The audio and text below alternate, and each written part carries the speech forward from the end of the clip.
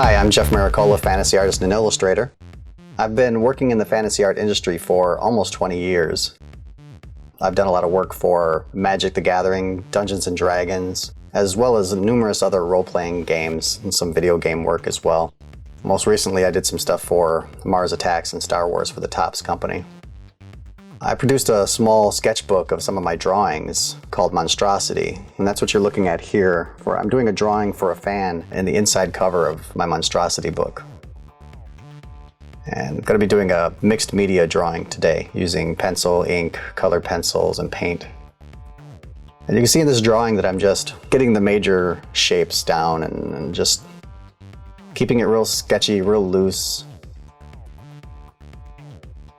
Before I started this, I didn't know exactly what I wanted to do. I had a rough idea of I wanted this figure with these wings, but it slowly turned into this devil-looking dude. Once I get the major shapes down, then I start to go back in and refine the forms, do a little bit more detail work. As you can see here, I'm working on the devil's face, his lips. And even at this stage, I'm not getting too detailed, because I know that I'm going to be going back into this with ink, and I also make up a lot of stuff directly with the ink that I use.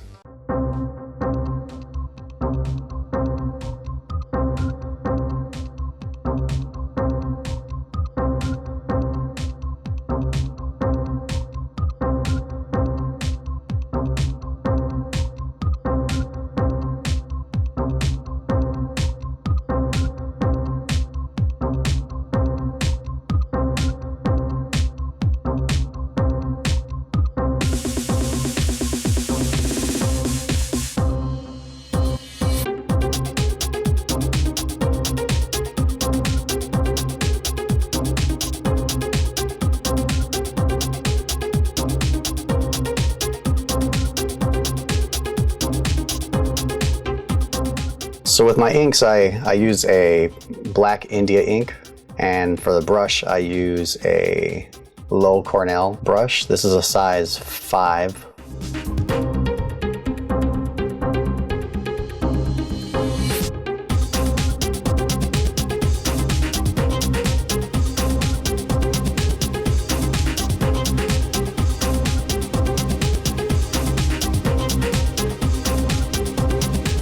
So you can see here, although I've done the pencil drawing underneath, I don't necessarily follow it line for line.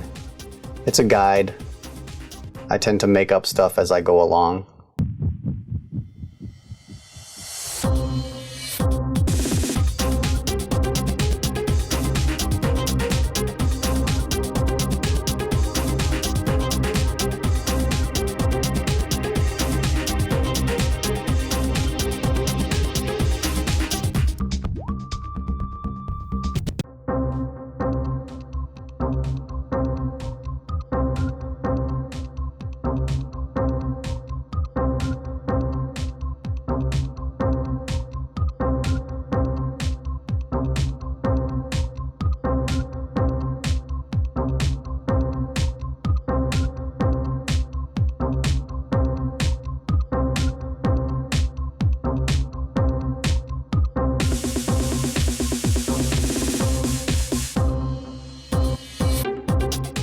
The interesting thing about inking is, if you've tried it, as you know, it's so permanent. Once you put the ink down, you put it down. Of course, there are ways that you can paint over your mistakes with white paint, with whiteout.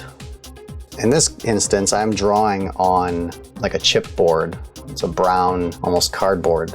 So if I make a mistake here, there really isn't much I can do to correct it. In that instance, you go to the I meant to do that method. So you work with the mistake. See if you can't make it look like it was a part of the art.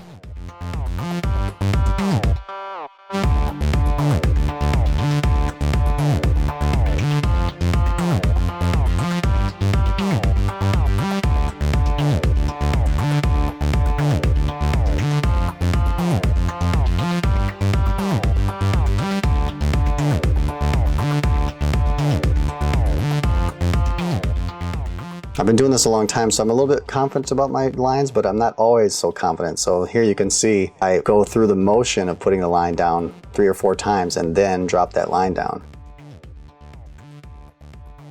So even for me, having done this for so long, occasionally I still get a little insecure about a certain stroke that I'm going to put down.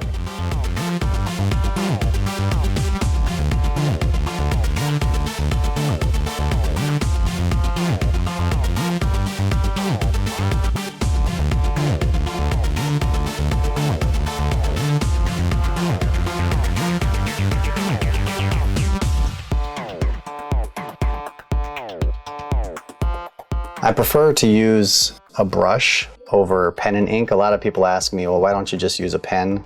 And the obvious answer is that I like the varied line weight that a brush gives to you.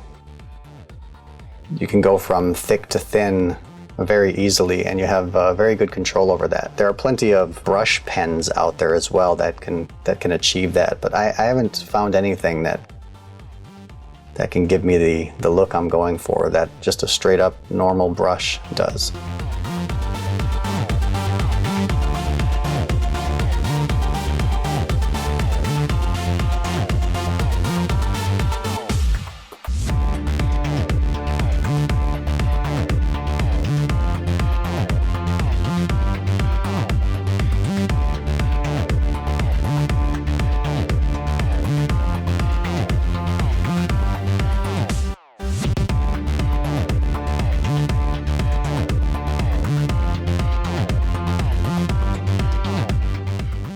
And I also find that old CD covers, CD cases, are great palettes for when I'm inking.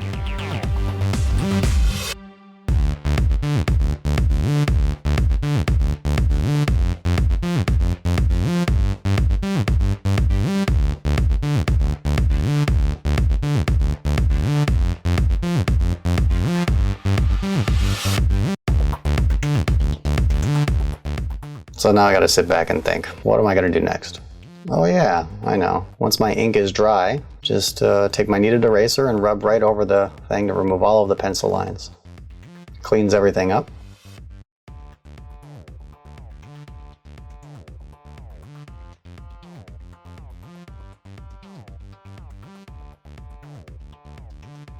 And now the next step is to use some spray fix. I am going to be using paint in this project, so I want to seal my drawing a little bit. Here I'm going to seal it with a spray fix. You can use any kind. This is Blair brand, but there's Krylon makes spray fix as well. And I always prefer to spray outdoors because this stuff is really bad for you. So I spray outside, even if it's snowing. Back inside we go.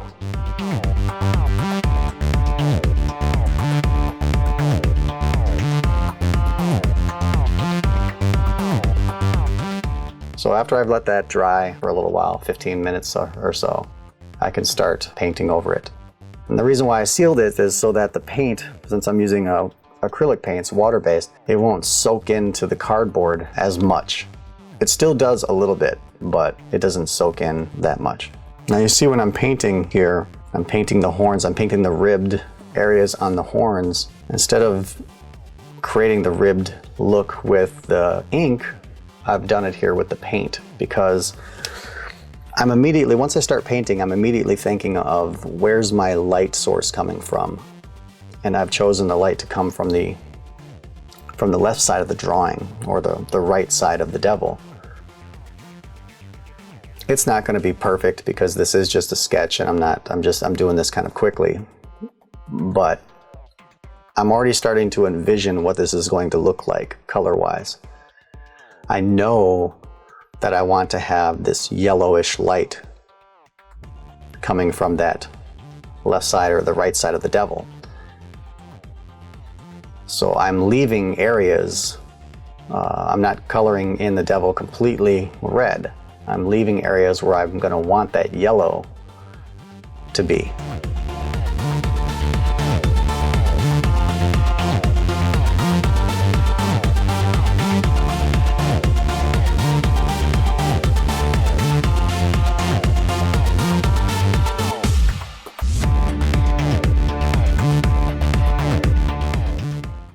So again, I have some idea of what I think this is going to look like, but keep in mind that this is kind of a quick painted sketch for me, and a lot of it is also exploratory, and that's the fun of it. The fun of it is, you know, putting the paint down, and sometimes it doesn't do what you want it to do. Sometimes the colors don't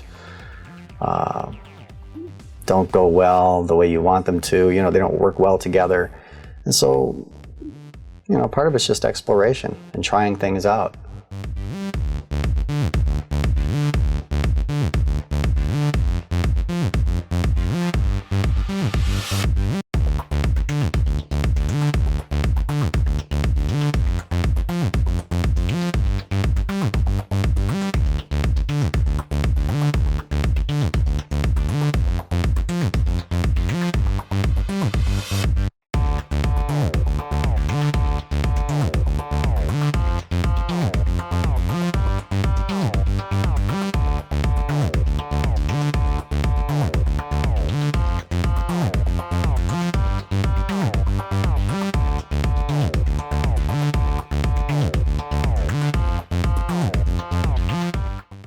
Using a white colored pencil now to bring out highlights, just work up a few details here and there, add a little bit of shine on the lips, give some rim lighting to the side of the devil's face here.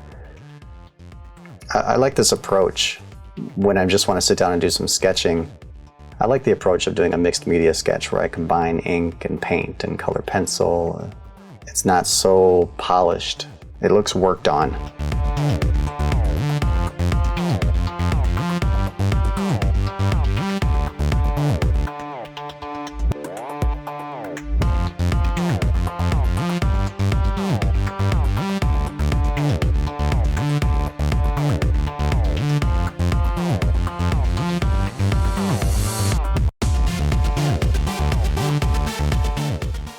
And that's it.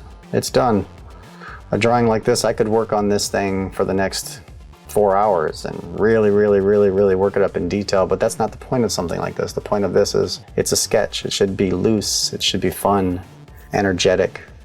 I appreciate you taking the time to watch this video. I've got lots of other videos on my YouTube channel. Please feel free to subscribe. And if you have comments or questions, please post those, because I always am willing to help other artists out if they've got concerns or questions about the artwork that they're working on. Again, thanks for watching, and bye-bye.